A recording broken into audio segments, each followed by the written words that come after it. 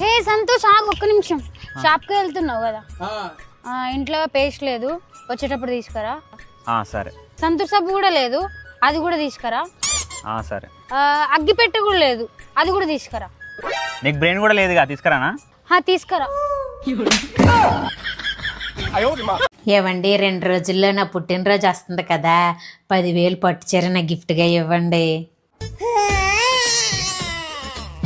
నాకు birthday gift ఇవ్వడానికి మీ దగ్గర డబ్బులు లేవని నాకు అర్థమవుతుంది. ఓ పని చెయ్యండి, మా ఆవిడ దొరకడం నా అదృష్టమని బర్త్డే విషెస్ చెప్పి మీ వాట్సాప్ స్టేటస్ లో పెట్టండి చాలు.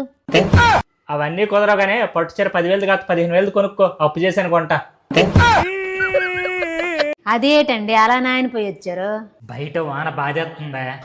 నిన్న కొన్న రెయిన్ కోట్ మీ కళ్ళ ముందే కదండి లంచ్ బ్యాగ్ లో పెట్టాను. నిన్నే కదా కొన్నా, కొత్తది తడిసిపోద్దని బయటికి తీలే.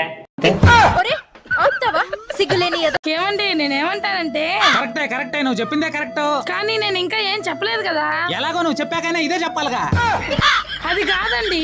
కరెక్టే నువ్వు చెప్పిందే కరెక్ట్. ఎక్కడున్నావు? ఫ్రెండ్ తో బయటకు వచ్చానే, 2 గంటల్లో ఇంటికి వచ్చేస్తా. ఎప్పుడు వస్తావు? గంటలో వచ్చేస్తా. ఎప్పుడు వస్తావు? అరగంటలో వచ్చేస్తానే. ఎప్పుడు వస్తావు? నీ పక్కనే ఉన్నా కదా, ఎందుకు అరుస్తున్నావా? బుజ్జి మందుదానికే 1000 రూపాయలు ఇయ్యి, నీకు 1000 రూపాయలు రేపిస్తా. నా దగ్గర ఈరోజు పైసలు లేవు, రేపిస్తా. పైసలు లేవంటున్నావు, రేపెట్లు ఇస్తావు? రేపు నువ్వు ఇస్తాంటున్నావు కదా. బుజ్జి, నా మనసు మొబైల్ అయితే అందులో ఉన్న సిమ్ కార్డు నువ్వే బుజ్జి. నాకు తెలియకుండా ఆ మొబైల్లో 2వ సిమ్ కార్డు లేదు కదా. తిట్టుకున్నా కొట్టుకున్నా మనం ఎక్కడున్నా మనల్ని వెతుక్కుంటూ వచ్చే ఒకే ఒక వ్యక్తి ఎవరో తెలుసా? మనకు అప్పిచ్చేవాడు. అమ్మా ఒక 10 రూపాయలు ధర్మం చేయండి అమ్మా. ఇలా రోడ్డు మీద అడుక్కోవడానికి సిగ్గులేదా? సరే ఒక 10,000 ధర్మం చెయ్యమ్మా, ఆఫీస్ అద్దెకి తీసుకుని అడుక్కుంటా. వారానికో పట్టు చీర లేదు, పండుగకో నాగా లేదు, తిరగనికో కారు లేదు. వయ్యా ఇది ఇల్లేనా? మన సంసారమేనా? పోతా, మా పుట్టింటికే పోతా. వయ్యా ఏడిపోతున్నావు? దేవుని ఒకసారి మొక్కొస్తా. నువ్వు మొక్కినా, మోకాల మీద మెట్లెక్కినా, దేవి చుట్టూ పొరుగు దండాలు పెట్టినా, నేను మళ్ళీ రా. ఇది జరగాలనే దేవుణ్ణి మొక్కుకున్నా, నా మొక్కు తీరింది. ఆ మొక్కు నెరవేర్చుకోనికి అమ్మవారి గుడికి పోతున్నా. ఏడిపోతా, నేనెందుకు పోతా? ఈ ఇల్లు నాది. ఏంటి మీరు అర్జెంట్ గా వెళ్ళి ఫ్యామిలీ ప్లానింగ్ ఆపరేషన్ చేయించుకోండి. ఇంత సడన్ గా ఆపరేషన్ చేయించుకోవడం ఏంటే? ఆపరేషన్ చేయించుకున్న వాళ్ళకి డబుల్ డోర్ ఫ్రిడ్జ్ ఇస్తారంటండి. ఆ ఆపరేషన్ ఏదో నువ్వే చేయించుకోవచ్చుగా. ఆ స్కీమ్ మగాళ్ళకే ఉందంట, చేయించుకోండి. ఈ ఆపరేషన్ గట్ట నా వల్ల కాదే. మీరు చేయించుకుంటారో ఎవరికైనా చేయిస్తారో నాకు తెలియదండి, నాకు డబుల్ డోర్ ఫ్రిడ్జ్ కావాలి.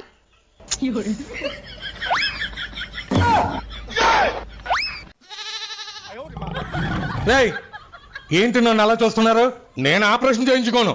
నన్ను నమ్ముకొని పిల్లల కోసం ఊళ్ళో చాలా మంది ఉన్నారు. అసలు పెళ్ళామాట ఎందుకు నాలే?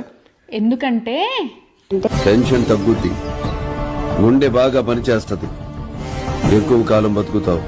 బుజ్జి, నా జీవితం 10 పైసల నుంచి స్టార్ట్ అయింది, ఇలా 10 లక్షల వరకు వచ్చింది. అందులో నాకు కూడా మాట ఉంది. నేను అప్పు గురించి చెప్తున్నానే. అదైతే నాకు సంబంధం లేదు. పెళ్ళాన్ని వశపరుచుకోవడం ఎలా? సింహం బాబా ఈ రోజు నా పెళ్ళాన్ని వశపరుచుకొని కాళ్ళు 2 ఒత్తి చేసుకుంటా. హలో సింహం బాబా. నేను ఆయన పెళ్ళాన్ని మాట్లాడుతున్నాను. సింహం బాబా ఉన్నాడా? ఆయన గిన్నెలు తోముతా అన్నాడు. ఏమండి మీకు ఫోన్ అంటే ఇష్టమా లేదంటే నేనంటే ఇష్టమా? ఫోనే. ఎందుకని? ఫోన్ అయితే సైలెంట్ మోడ్ లో పెట్టగలను, లేదా స్విచ్ ఆఫ్ చేయగలను. నీ నోటికి తాళం వేయగలలా? హాయ్ అంకిత. హాయ్ అన్నా. వీడియో తీద్దాం దా. రాను. ఎందుకు అంటే? నాకు అర్థం కాలేదు సార్. నెత్తికి నూనె పెట్టుకున్నా.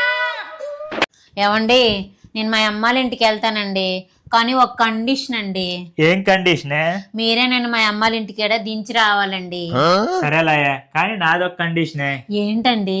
నేను వచ్చి తీసుకెళ్ళేంత వరకు మీ అమ్మాళ్ళ ఇంటి దగ్గర నువ్వు రాకూడదే. నాన్నగారు ప్రోగ్రెస్ కార్డ్. శబాష్. ఎన్ని మార్కులు వచ్చారా? చెల్లి కన్నా 5 మార్కులు తక్కువ వచ్చాయి నాన్నగారు. పర్లేదులే, 5 మార్కులే కదా. నెక్స్ట్ టైం చెల్లి కన్నా ఎక్కువ మార్కులు తెచ్చుకో. సరే నాన్నగారు. ఇంతకీ చెల్లికి ఎన్ని మార్కులు వచ్చాయి? 5 మార్కులు.